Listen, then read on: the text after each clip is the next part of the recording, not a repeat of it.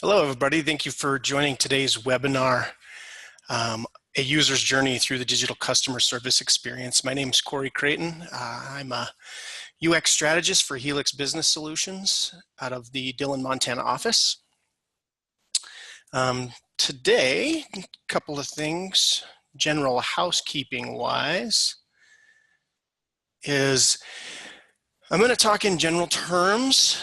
I know some of you who are listening in have very specific needs and questions, so I do invite you to post your questions through the Q&A session, or I will share my contact information at the end of the presentation. Feel free to reach out to me with specific questions. This video is being recorded and it will be shared after the session for those of you who want to revisit the topics. Okay. So why journey mapping? Understanding our users and the various touch points that they go through is paramount in generating empathy for our users. As customer service organizations, our ultimate goal is to help these people find solutions to their problem in a timely manner and raise brand awareness. So what journey mapping does is help us identify what these touch points are, what level of control we have at those touch points, establish empathy of what our customer might be experiencing through those touch points. It'll help us identify gaps in what is the customer's reality versus what we experience as we build our customer service experience. And then how we can define our business objectives and move them in the right direction to ultimately help our customers solve their problems.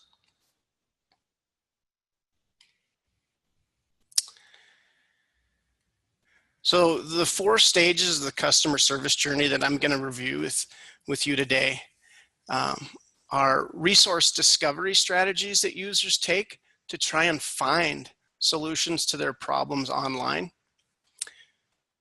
the different website navigation considerations that they encounter through their journey. And then while I was putting this presentation together, I quickly realized that 30 minutes wasn't going to be enough time to give you an overview.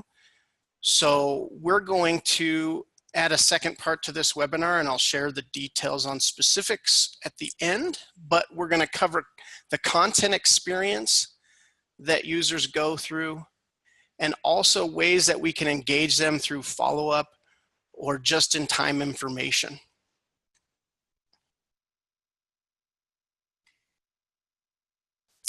So the resource discovery strategy, when a user has the need, it could be any point throughout the day to solve a problem.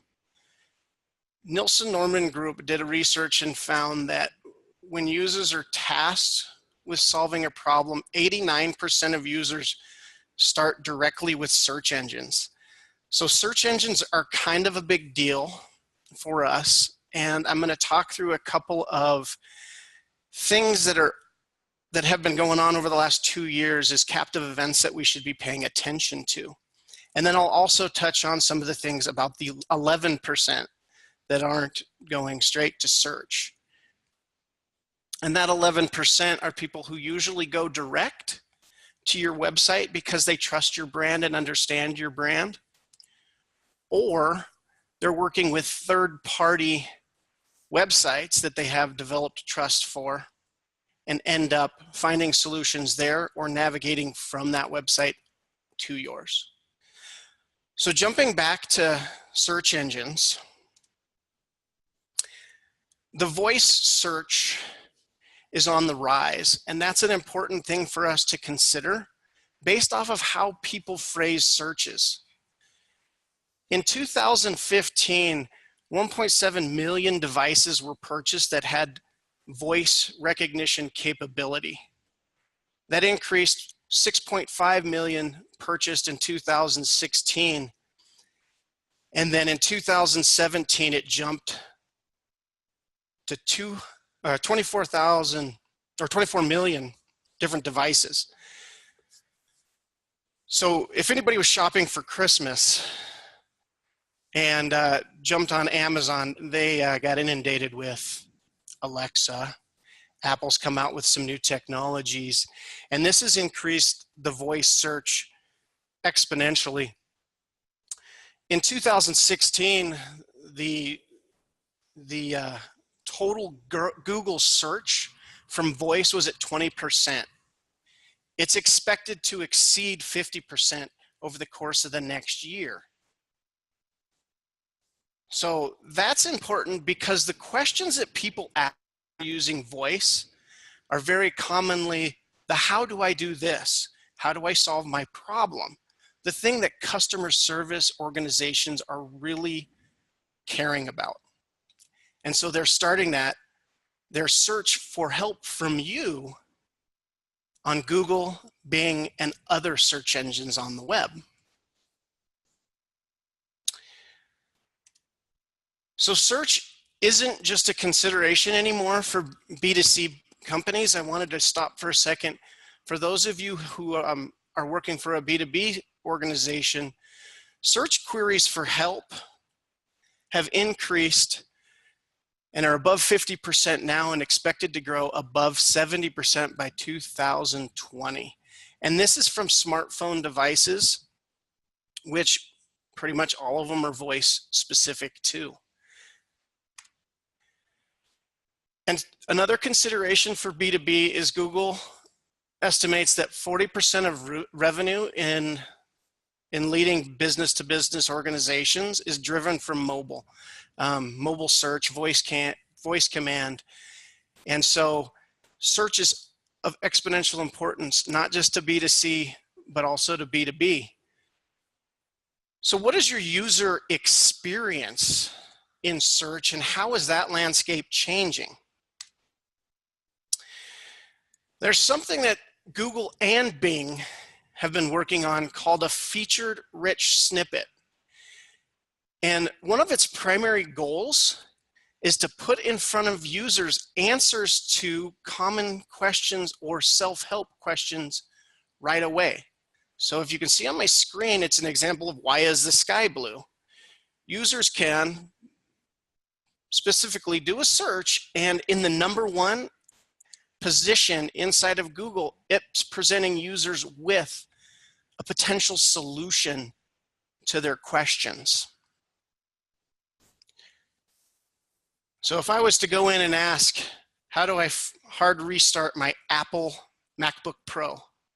Step-by-step directions would show up. Really asking yourself right now, well, I don't have complete control over Google. There's limited things I can do. You do have control over a couple of things that I'll talk about today, and I'll also talk about in my webinar next week in regards to how you build your content, how you phrase your written knowledge answers.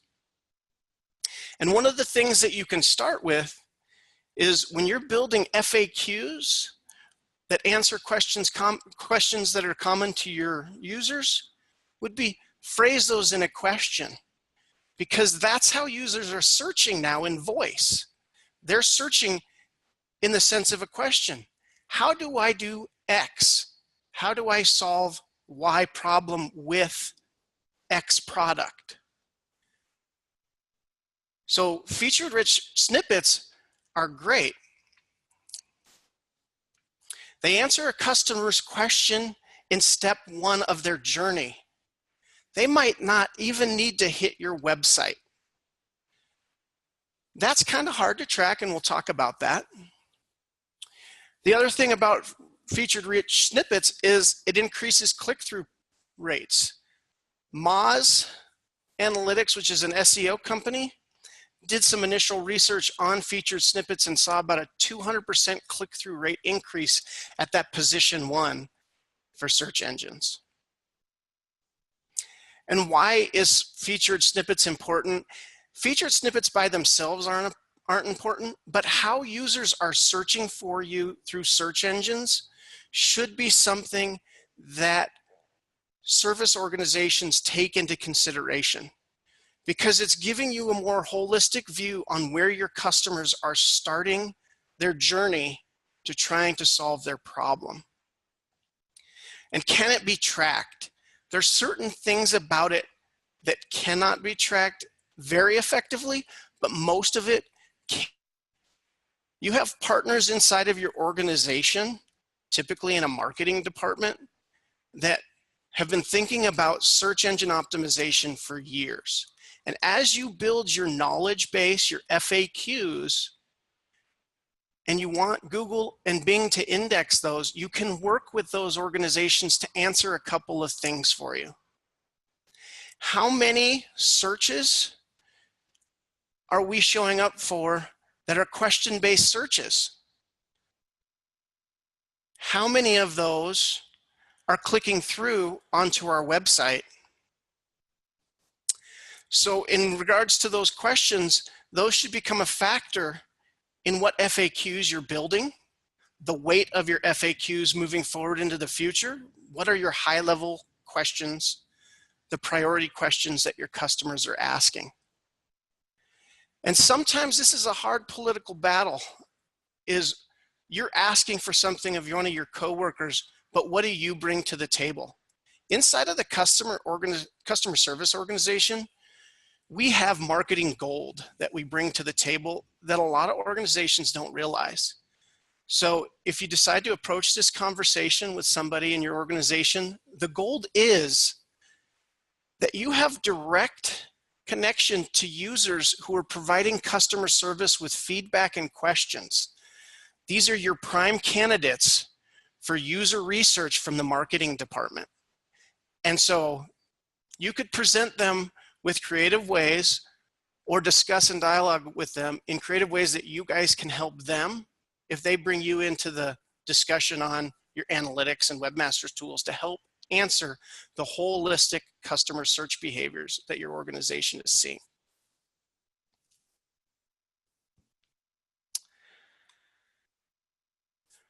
So for that 11% that I mentioned earlier, that 11% is either coming directly into your site from brand awareness and confidence, and so they're going directly to your domain, or they're going to a third-party trusted website and eventually ending up on your website. So the considerations that we need to look at are the navigation systems that you can help influence to get people to answers to their problems. So the navigational systems that I'll review with you are site search, global navigation, contextual navigations, social navigations, and personalized navigations. And when we look at these, we're going to focus on 4 usability concerns: the intuitiveness of the navigation, visibility of navigation, that the navigation provides context to the user, and that the navigation patterns are consistent.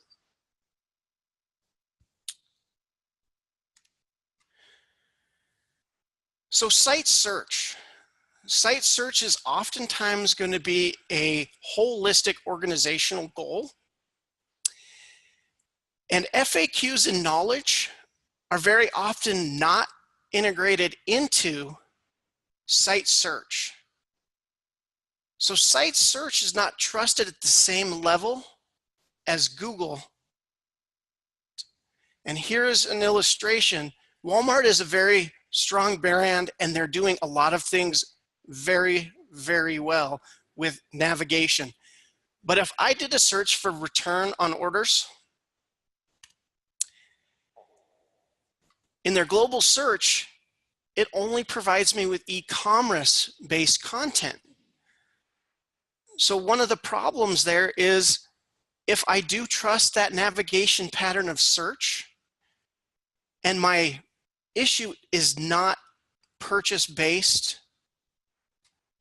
then I'm losing trust in the search capabilities by not being provided with a direct link or a deep link from search to a potential answer.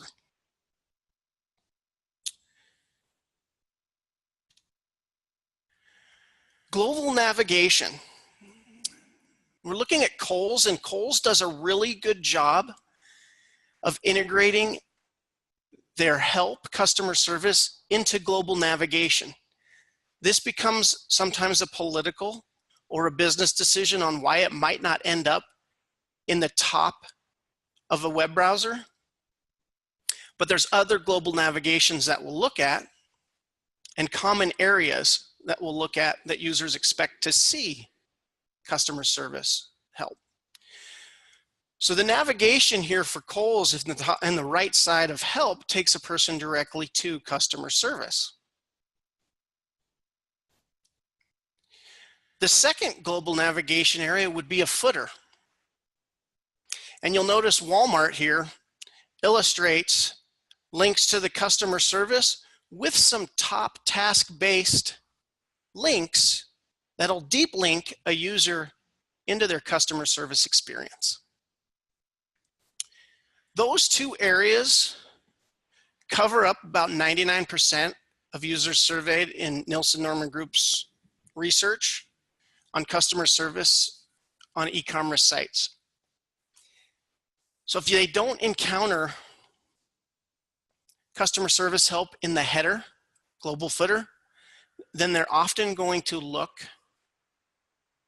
So if you're not in one of those two areas in your organization's global navigation, it's something worth pursuing. So navigational systems, contextual navigation. Our sites are made up to solve a lot of different business problems. And here I'm going to show Tory Burch. You'll notice on the left side, we're inside of their customer care section of their website, and they provide a contextual navigation of that sub-site with shipping order, payment, returns, my account, so on and so forth. One of the nice things that Tory Burch has done is if you navigate around their customer care section of their site, this contextual navigation is persistent throughout. That helps a user stay aware of where they are within the site and get back to where they are, where they were if they need to recall information.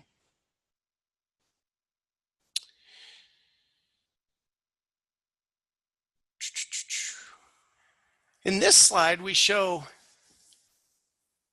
social. It's actually not contextual navigation, but it's social navigation. So if you're using any of the popular tools, Oracle Service Cloud, Zendesk, Salesforce Service Cloud, those kind of things, they all do a really good job of helping us track user engagement in our FAQs and knowledge.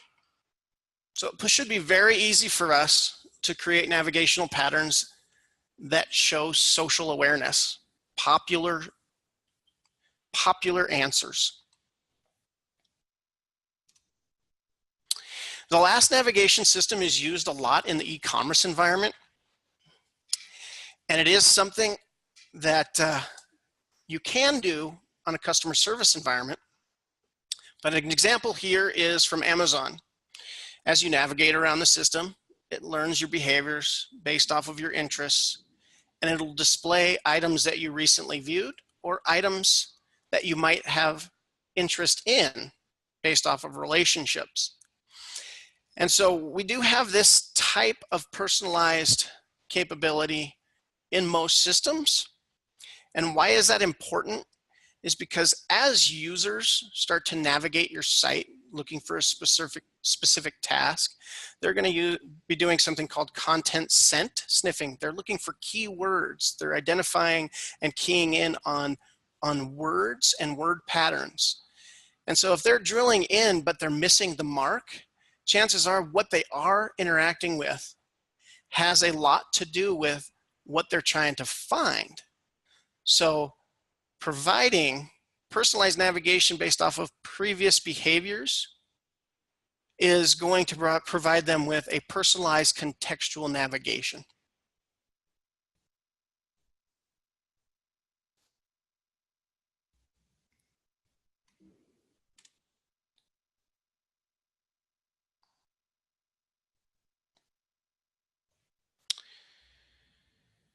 So jumping into that, we're going to start to take a closer look at what it means to develop intuitive, visible, contextual, and consistent content, and why just these four.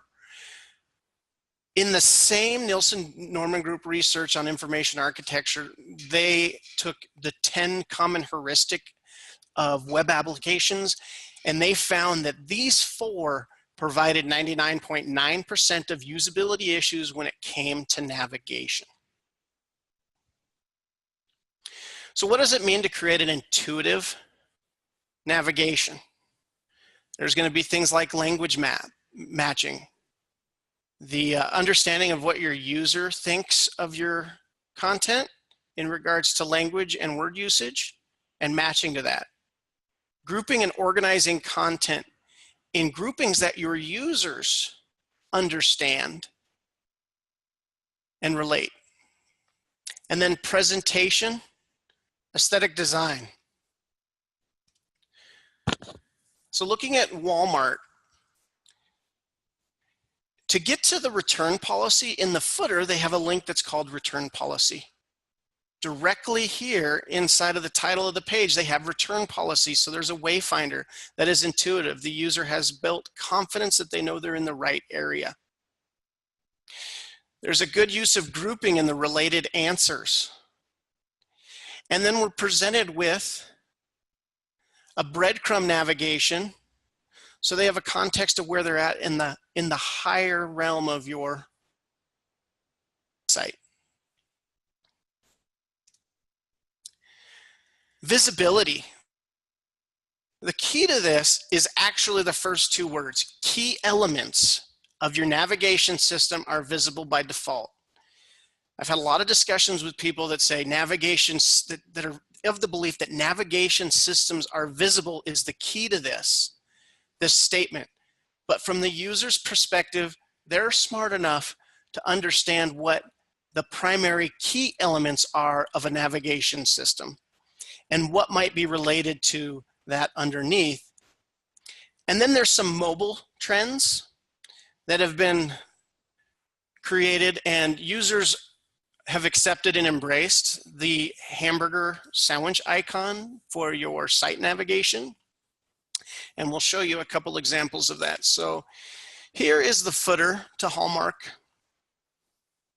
You'll notice that they have these key area: customer service, membership and services, so on and so forth.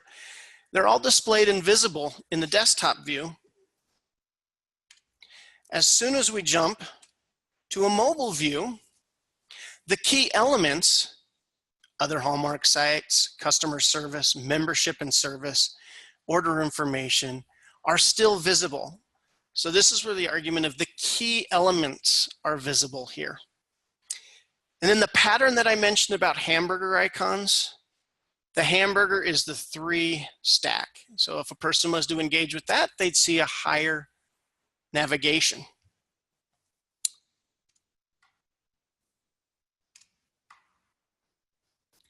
Providing context, wayfinding, where am I within this site? A lot of people have a tendency to degrade trust, and that's the first point where they might completely abandon your website and start over on their search of their user journey. And that happens because of deep linking issues. So deep linking is the on a link at the home page, and they potentially end up 3 levels down or 4 levels down in your website, directly to potentially maybe an FAQ answer or a knowledge base answer.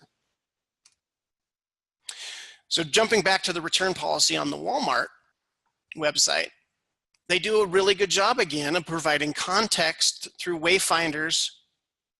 The return policy title, the link that they would have clicked on from here was return policy from the footer of their website. They have confidence now that they're in the right place from both the breadcrumb and from the page title. Because the last thing we want to do is to acquire a person onto our site, have them start navigating around, and then lose confidence that they're moving in the right direction and completely abandon.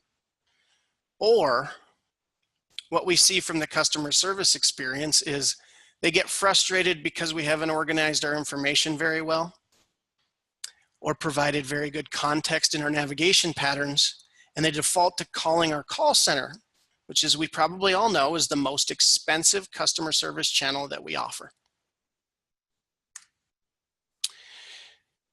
So really quick, before I let you go, I want to discuss a couple upcoming webinars.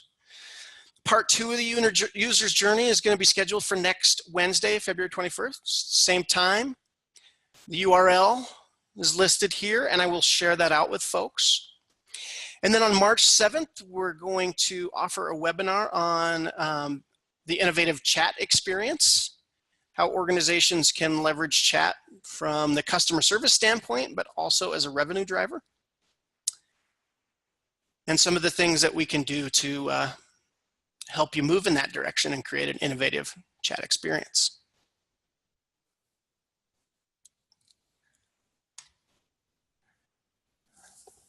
So I'll open up the floor. If anybody has any questions, feel free to post them into the Q&A.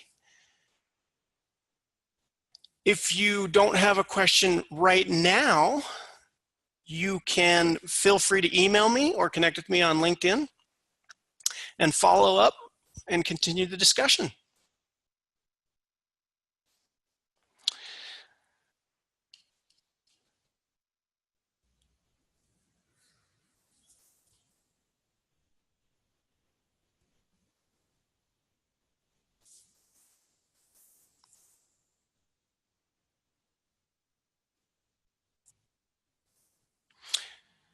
Okay, so question that came up is, where would be a good place to start in regards to creating strong navigation and contextual navigation patterns?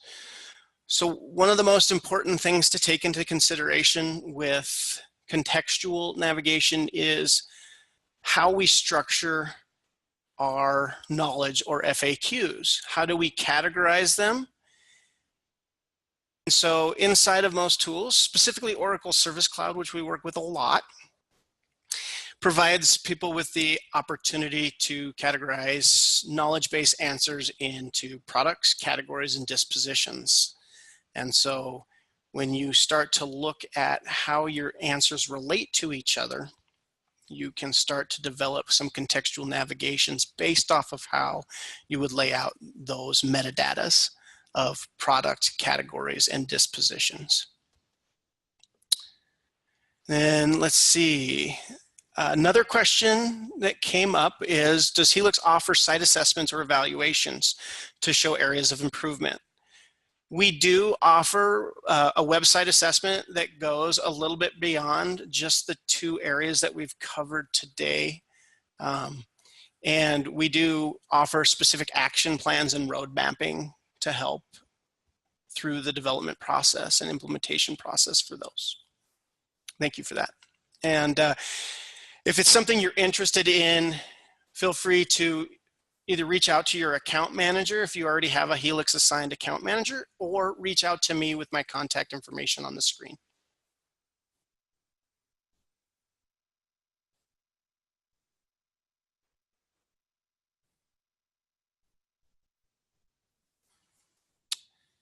Okay, I think that covers all of our questions. Thank you everybody for your time today. I'll give you back 30 seconds. Take care, and I look forward to seeing you next week.